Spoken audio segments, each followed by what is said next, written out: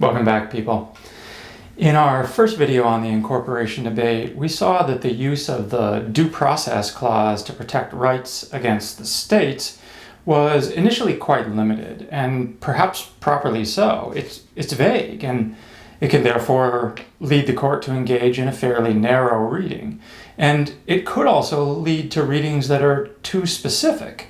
If a particular amendment seemed to reference only Congress or only the federal government on some national issue like war and peace, why would it apply to the states? But the court, in a series of cases from the 1920s to the 1960s, tried to give a much broader reading to the due process clause in particular. The modern view, it came to be called, as reflected in cases like Duncan versus Louisiana from 1968, was that all of the provisions of the Bill of Rights that were, quote, fundamental to the American scheme of justice, such as the right to trial by jury in a serious criminal case, were made applicable to the states by the Due Process Clause of the 14th Amendment. So the court in Duncan versus Louisiana used phrases such as these to define a right that was, quote, fundamental. They spoke about rights that were implicit in the concept of ordered liberty, and they spoke about rights that were deeply rooted in our nation's history and traditions. The cases that you read for today are part of this trend, culminating in the big, broad statement in Duncan, fundamental to the American scheme of justice. Now, the first of the cases in this trend was Gitlow versus New York from 1925. I'm going to start with the facts of this case and then get into the law, the legal issue that's presented in the case. And notice that I'll follow that pattern whenever I talk about one of our important Supreme Court cases. It is indeed a pattern that, as a law student, you'd be asked to follow in briefing a case. Start with facts, then get into the law and the issues presented. Benjamin Gitlow was a member of the Socialist Party of America who had served in the New York State Assembly. In July of 1919, he published a document called Left-Wing Manifesto in The Revolutionary Age, a newspaper. He was charged with criminal anarchy under New York's criminal anarchy law, passed in 1902 following the assassination of President William McKinley by an anarchist in Buffalo. So what he did was publish speech, but he was charged with a crime and action. Unless there was some sort of difference between speech and action that he could appeal to, he had no real case. No specific law protected his speech in New York, and it could indeed be seen as an action. Now, the U.S. Supreme Court, it's important to note, did allow Mr. Gitlow's prosecution. However, they also applied the First Amendment to his case. We're going to study later in the term why, using something called the clear and present danger standard, the early 20th century Supreme Court did allow quite a lot of leeway to punish speech that could cause harmful actions. They tightened up that leeway quite a lot over the course of time, but speech that's closely conjoined with harmful actions is still not completely protected. We'll learn more about that later in the term. So here, the court was saying that Gitlow should be sheltered by the First Amendment, but they were simply saying that on their interpretation, the First Amendment just doesn't offer full protection for this harmful speech that could just as well be seen as action, or could very well lead to action. So the court said this: for present purposes, we may and do assume that freedom of speech and of the press are among the fundamental personal rights and liberties protected by the Due Process Clause of the 14th Amendment from impairment by the states. Fundamental personal rights and liberties. Think about that phrase for a second. The court here was drawing a line, saying which of the liberties protected by the Bill of Rights would actually be incorporated as protections against the state. But in punishing or allowing the punishment of Mr. Gitlow, they simply decided, using the clear and present danger standard, that the state's interest in avoiding the dangers that were possible from Mr. Gitlow's speech outweighed any claim that he might have to the protection of his speech. But here's what's important for the development of later law. they established that states had to obey a line between speech and action. Speech had to present a clear and present danger of some imminent harmful action in order to be prosecuted as action, in other words, in order to fall over that line into action. That's the same First Amendment rule they applied to any law made by Congress at the time. So here they were incorporating this right as a protection against the states.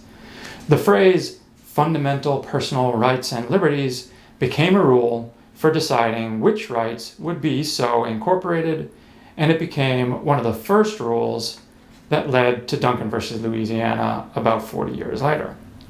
The next important case in that development was Gideon versus Wainwright from 1963, which you also read about.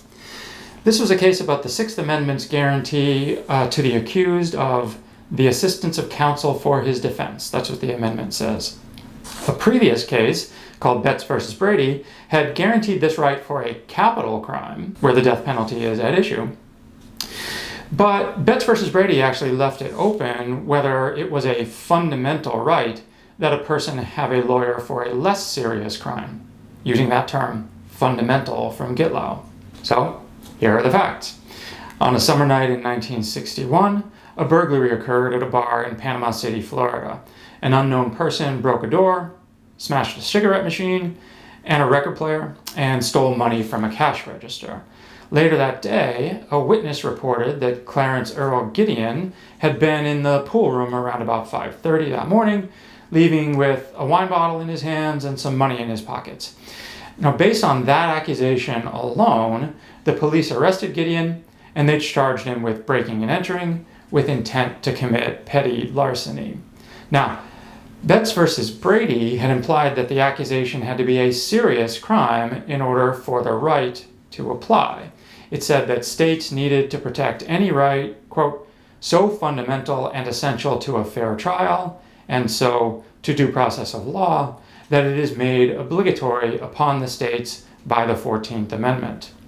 But the Betts court had simply decided that the assistance of counsel is only fundamental and essential in certain cases.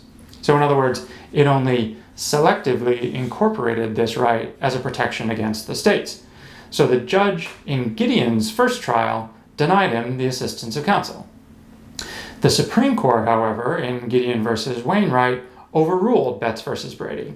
Instead, they held that the assistance of counsel, if it was desired by a defendant who could not afford to hire counsel himself, was, under any circumstances, a fundamental right under the United States Constitution, binding on the states, and essential for a fair trial and due process of law.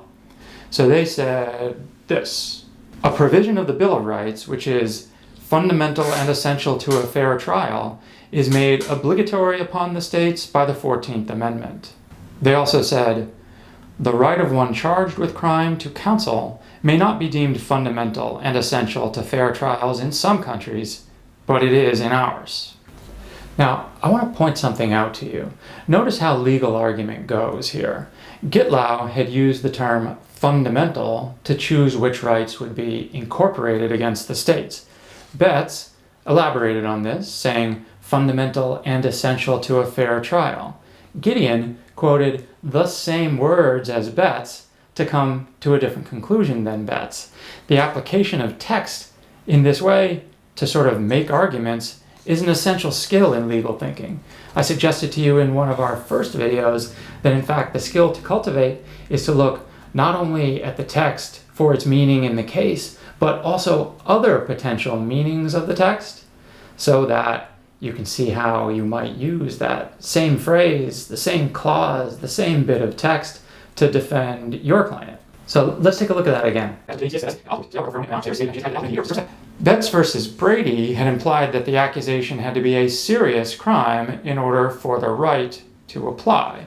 It said that states needed to protect any right, quote, so fundamental and essential to a fair trial, and so to due process of law, that it is made obligatory upon the states by the 14th Amendment.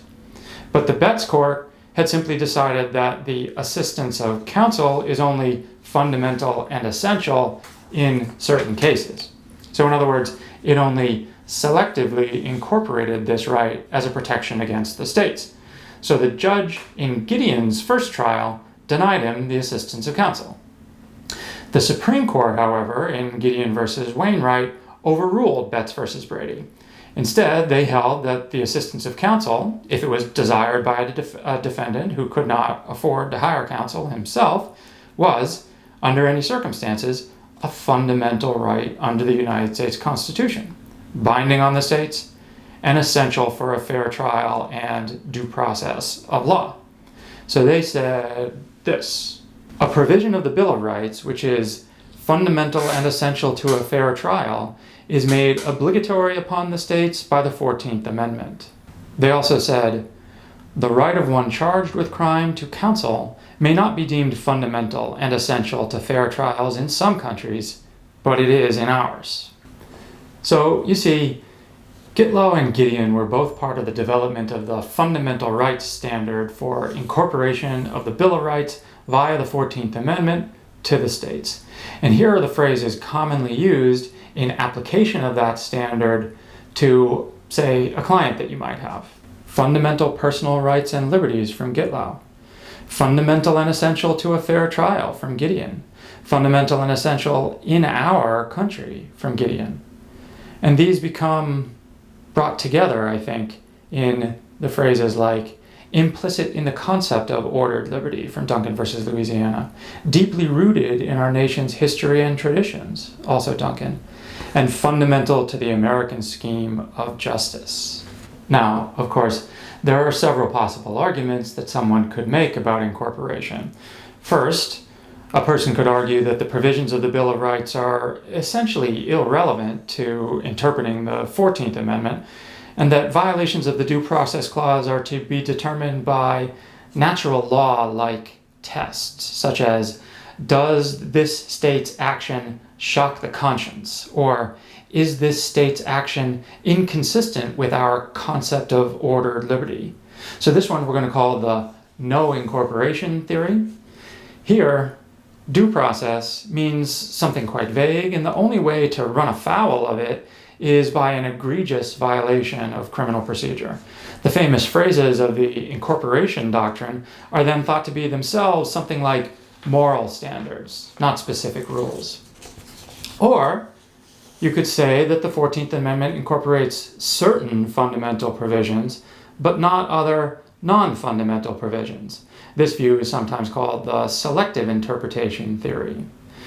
This is taken as a good explanation for the reason that the court still hasn't fully incorporated, say, the Third and the Fifth and the Seventh Amendments, all mentioned earlier, into the guarantees of the 14th Amendment. We saw also earlier that the Third, Fifth, and Seventh do actually seem to have some peculiar and perhaps non-fundamental provisions in them. So perhaps the court can select other fundamental rights to incorporate and not these ones. Finally, one could adopt a selective interpretation plus view. This view holds that in addition to incorporating some or all of the provisions of the Bill of Rights, the 14th Amendment also prohibits certain other fundamental rights from being abridged by the states.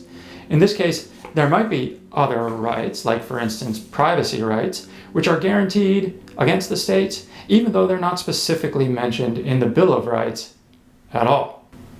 So those are three alternatives for you to consider: the no incorporation doctrine, selective incorporation, or selective incorporation plus. Now, in our test case in class, I'm going to ask you to apply the famous phrases of the incorporation doctrine that we learned about today.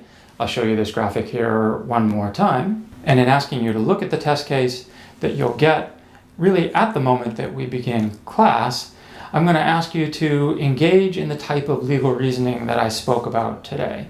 Apply the phrases from the incorporation doctrine to the test case. And in fact, I'll ask some of you to take one side of the test case and some of you to take the other side of the test case. So we'll see that these phrases can be variously applied. I really look forward to doing our first test case together. These are highlights of this class anytime that I do it. And know time more so, I think, than when we're doing this hybrid asynchronous and synchronous model. Getting together to have these types of discussions, to pass ideas back and forth, and indeed to disagree about issues is really part of the heart of a legal and of a liberal education, and I hope that you enjoy it as much as I'm going to. I'll see you then.